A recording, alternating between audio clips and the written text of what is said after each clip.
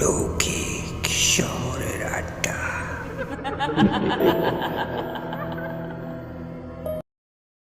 নমস্কার, আপনাদের স্বাগত জানাই তারানাথ তান্ত্রিক ও চৌধুরী বাড়ির বিভীষিকার 12 নম্বর এপিসোডে। শুরু হচ্ছে তারানাথ তান্ত্রিক ও চৌধুরী বাড়ির বিভীষিকার দ্বিতীয় পর্ব। আমরা তখন স্তব্ধ হয়ে বসে আছি।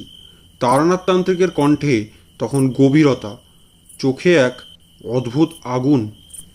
তিনি বলেছিলেন চৌধুরী বাড়ির ভেতর এখনও এক নারীর আত্মা ঘুরে বেড়াচ্ছে। আমি আর অশ্বিনী কুমার নিঃশব্দে শুনছিলাম।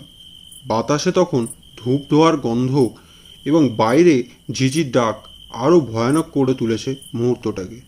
অশ্বিনী আচমকা জিজ্ঞাসা করে বসল, আচ্ছা তারানাথবাবু, তারপর কি হলো বললেন না? তারানাথবাবু বললেন, মন্ত্রোচ্চারণ শুরু করতেই চারিদিকে ঝড় উঠল।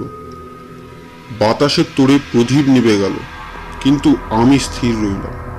অদৃশ্য শক্তি আমার দিকে ঝাঁপিয়ে আসছিল, কখনো যেন চাবুকের আঘাতের মতো, কখনো পাথর ছোড়ার মতো।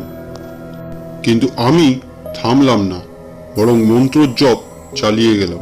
ওম হিং ক্রিং কালী মহাকালী কালীকে পরমাশরে। প্রতিটি শব্দে আগুন জ্বলে উঠল।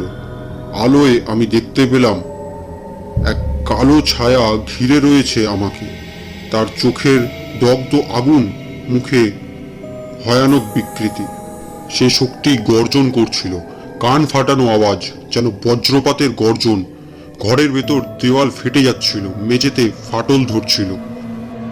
আমি আসন থেকে উঠে দাঁড়ালাম, হাতে তুলে নিলাম লৌহদণ্ড। আগুনের চারিদিকে ঘিরে মন্ত্রপাঠ বাড়াতে লাগলাম। ওম হ্রিং ক্রিং কালী মহাকালী কালীকে পরমেশ্বরী সর্বশত্রু বিনাশিনী মহাকালী প্রথামিনী স্বাহা। আমার প্রতিটি মন্ত্রে কালো ছায়া কেঁপে উঠেছিল। সে বারবার আঘাত করতে চাইছিল, কিন্তু আগুনের বলয় তাকে আটকে রাখছিল। কিন্তু কথায় আছে, পবিত্র আগুনের শিখার সামনে অপশক্তি বেশিক্ষণ টিকে থাকতে পারে না। তেমনি অবশেষে ছায়ার গর্জন ধীরে ধীরে স্থিমিত হলো। আগুনের আলোয় ছায়ার রূপ ক্ষীণ হয়ে এলো। তারপর এক অদ্ভুত মুহূর্তে সে মিলিয়ে গেল শূন্যে। সেই সঙ্গে হঠাৎ বাড়ির সমস্ত আওয়াজ থেমে গেল।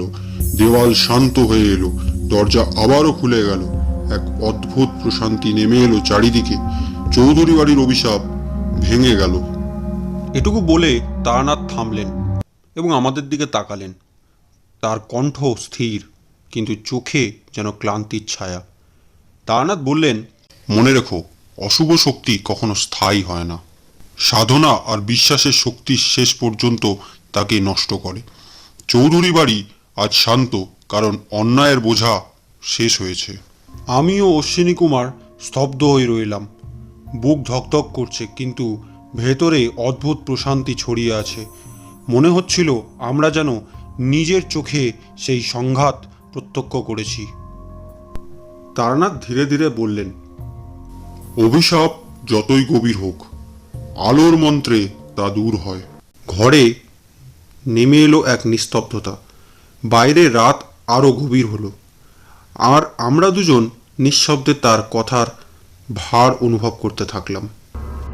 লৌকিক শহরের আড্ডা।